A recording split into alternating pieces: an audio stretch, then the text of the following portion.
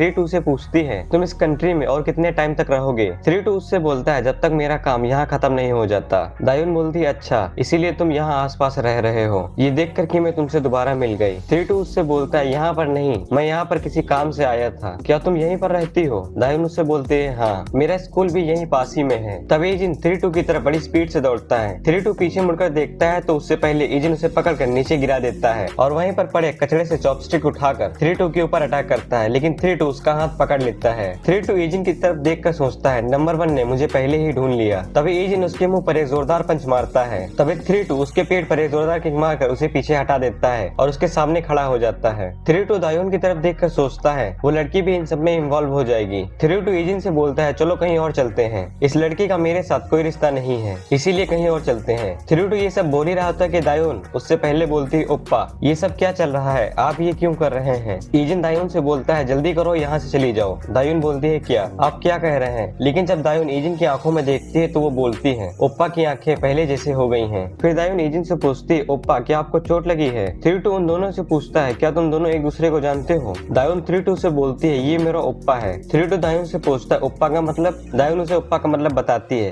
ये मेरा बड़ा भाई है, माफ करना लेकिन ओप्पा कभी भी इस तरह आमतौर पर नहीं होते हैं, शायद ये किसी तरह की गलत फहमी है। थ्री टू जब अपने सामने देखता है तो इजिन दायुन को कवर कर कर उसे बचा रहा होता है। थ्री टू हंसते हुए बोलता है क्या बकवास है। इजिन दायुन से बोलता है तुम थोड़ी देर के लिए यहाँ से जा सकती हो। फिर दायुन इजिन की बात मानकर वहाँ से चली जाती है। दायुन के जाने के बाद थ्री टू इजिन से पूछता है उस लड़की को लगता है तुम उसके सच्चे भाई हो, तुमने इस तरह से नाटक करके रहना क्यों शुरू कर दिया। थ्री टू को लगता है कि इजिन नाटक कर रहा है दायुन के बड़े भाई होने का। इजिन उसे घूरते हुए बोलता है मैं तुम्हारे सवाल का जवाब दूंगा अगर तुम पहले मुझे जवाब देते हो। इजिन उससे दोबारा पूछता है क्या तुमने इस पॉइंट से पहले कैंप के साथ इंफॉर्मेशन एक्सचेंज की है और क्या तुम इसी वजह से यहाँ पर हो क्योंकि ये कैंप की ड्यूटी है या फिर 06 का बदला लेने के लिए आए हो। थ्री टू उसे चिल्लाते हुए बोलता है तुम बार बार यही सवाल क्यों पूछ रहे हो, क्या ये जरूरी है। इजिन उसकी तरफ घूर कर देखता है। थ्री टू उससे बोलता है जब मैंने सुना 06 मर चुका है तो मैं कैंप को बिना बताए यहाँ पर चला आया और मैं कैंप की ईमानदारी की वजह से यहाँ पर नहीं आया हूँ, मैं कम से कम 06 की मौत का बदला लेना चाहता था। हमने कभी भी एक दूसरे से वहाँ पर फैमिली की तरह बात नहीं की, लेकिन मुझे एक चीज पर पक्का यकीन था कि हम फैमिली थे और वही मेरा परिवार था, लेकिन तुम दोनों कभी एक साथ नहीं हुए। 06 और इजिन की बात हो रही है, मुझे पता है, मुझे नहीं लगता 06 की मौत के बारे में सुनने के बाद मुझे इस तरह से एक्ट करना होगा। हमने कभी भी एक साथ ट्रेनिंग और मिशन के अलावा समय नहीं बिताया बाहर कभी, और मुझे यहाँ तक कि ये भी नहीं पता कि क्या ये रिवेंज है। मैं कुछ बिना सोचे समझे यहाँ पर आ गया। इजिन उसकी तरफ देखता है और उससे बोलता है 06 मरा नहीं है। इजिन की ये बात सुनकर थ्री टू काफी ज्यादा हैरान हो जाता है और इजिन की तरफ देखता है। इजिन उससे बोलता है उसने खुद से अपनी नकली मौत की है, तुम या फिर वो कैंप उसे ढूंढ न सके। थ्री टू इजिन से पूछता है 06 क्या वो सच में जिंदा है। इजिन बोलता है हाँ, तो फिर क्या यही वो वजह थी जिससे तुम लगातार मुझसे सवाल पूछ रहे थे। इजिन उससे बोलता है मैं पहले ये पक्का करना चाहता था तुम्हें सच बताने से पहले, अगर तुम अभी भी कैंप के साथ लॉयल हो तो फिर तुम कैंप को इस बारे में बता दोगे जो मैंने तुम्हें 06 के बारे में अभी बताया है। 06 का फैमिली होना कुछ भी नहीं बदलेगा, कैंप ने हमें इसी तरह ट्रेन किया है। थ्री टू इजिन की बात सुनकर वहीं कुर्सी पर धक्का खाकर नीचे बैठ जाता है और थोड़ा सा हंसता है। फिर इजिन से पूछता है फिर तुम इस जगह पर क्यों हो। इजिन उससे बोलता है मैं सिंपली वापस आ गया। थ्री टू उससे हैरान होकर बोलता है मुझसे ये मत बोलना कि तुम सच में उसके बड़े भाई हो। इजिन उससे बोलता है मैं हूँ। थ्री टू उससे बोलता है क्या तुमने अपनी मेमोरी नहीं खो दी थी। इजिन उससे बोलता है वो जल्दी ही वापस आ गई, लेकिन पूरी तरीके से नहीं, तो फिर यही वो वजह थी जो तुमने कैंप को धोखा दिया, क्योंकि तुम्हारी मेमोरी वापस आ गई। इजिन उससे बोलता है ऐसा नहीं है, और उन दोनों भाइयों के बारे में सोचते हुए बोलता है ऐसा सिर्फ इसलिए क्योंकि मैं कैंप के ऑर्डर नहीं फॉलो करना चाहता था। फिर इजिन थ्री टू को घूरते हुए बोलता है थ्री टू लेकिन तुम दायुन को कैसे जानते हो। इजिन थ्री टू को घूरते हुए बोलता है मुझे बताओ। थ्री टू की डर के मारे आंखें बड़ी हो जाती हैं। इजिन थ्री टू को घूरते हुए दोबारा बोलता है तुम दायुन के बारे में कैसे जानते हो। थ्री टू इजिन की तरफ देखता है तो इजिन उसे लगातार घूरे जा रहा होता है। थ्री टू इजिन की तरफ देखकर सोचता है ये किस तरह का एटमोस्फियर हो गया है। थ्री टू उससे घबराते हुए बोलता है मुझे तुम्हारी बहन से हाल ही में मदद मिली थी पहले जैसे, और दूसरी तरफ मुंह कर बोलता है यही कहानी है। थ्री टू इजिन की तरफ देखकर सोचता है क्या ये खत्म हो गया, मुझे नहीं पता क्यों, लेकिन ये लड़ने से कहीं ज्यादा मुश्किल लगता है। फिर इजिन कन्वीनियंस स्टोर के बाहर पड़े सभी सामान को ठीक करने लगता है। थ्री टू उसकी तरफ देखता है और वो भी इजिन की मदद करने लगता है। थ्री टू साफ सफाई करते हुए बोलता है 06 के बारे में क्या वो ठीक है। थ्री टू की बात सुनने के बाद इजिन को उस बारे में याद आती है जब सुखजो ने 06 को ठोक दिया होता है। इजिन इन सभी बातों को सोचकर खुद से बोलता है क्या मुझे बोलना चाहिए, क्या वो ठीक है। थ्री टू इजिन से बोलता है ये ठीक है अगर तुम आंसर नहीं देना चाहते हो, यहाँ तक कि मैंने तुम्हें मारने की भी कोशिश की। इजिन थ्री टू से बोलता है जब मैंने कहा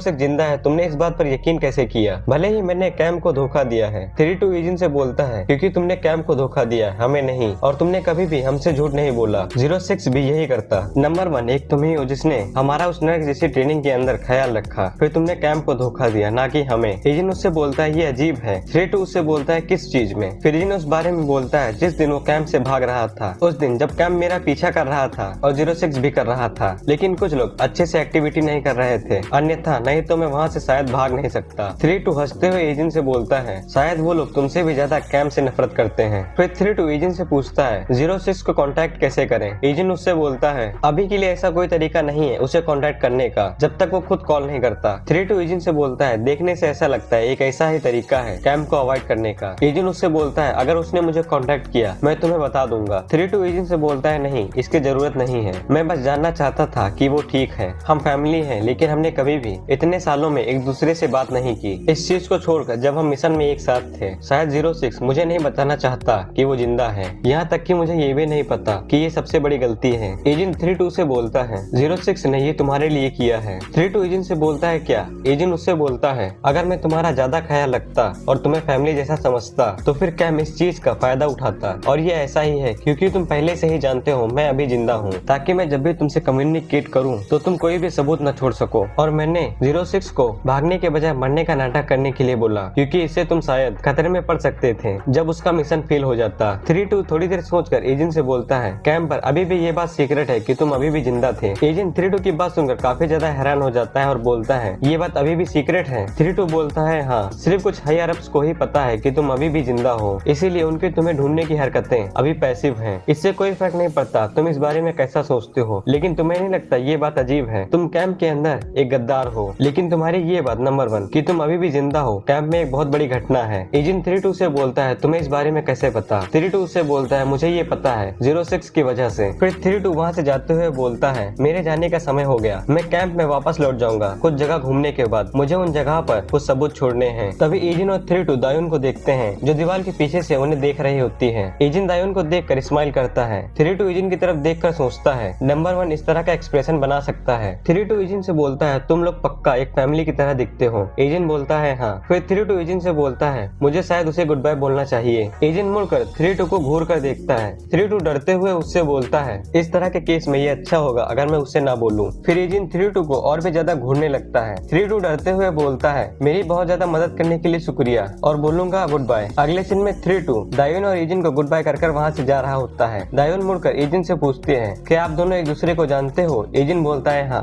फिर दायून एजेंट से पूछते हैं लेकिन आपने अचानक से ऐसा क्यों किया? एजेंट दायून से बोलता है ऐसा सिर्फ इसलिए क्योंकि मुझे लगा। फिर एजेंट के मन में दायून और उन सभी की बातें याद आती हैं जब उन्होंने बोला होता है कि दायून बहुत ब्यूटीफुल है और वो बहुत प्यारी है। फिर एजेंट इन सभी बातों को सोचकर दायून से बोलता है मुझे लगा था एक पागल इंसान तुम्हें परेशान कर रहा है क्योंकि तुम बहुत ज्यादा ब्यूटीफुल हो। दायून एजेंट की बात सुनकर उसका बड़ा सा मुंह खुल जाता है और अगले सीन में दायून एजेंट की बात सुनकर काफी ज्यादा ठंडी हो जाती है।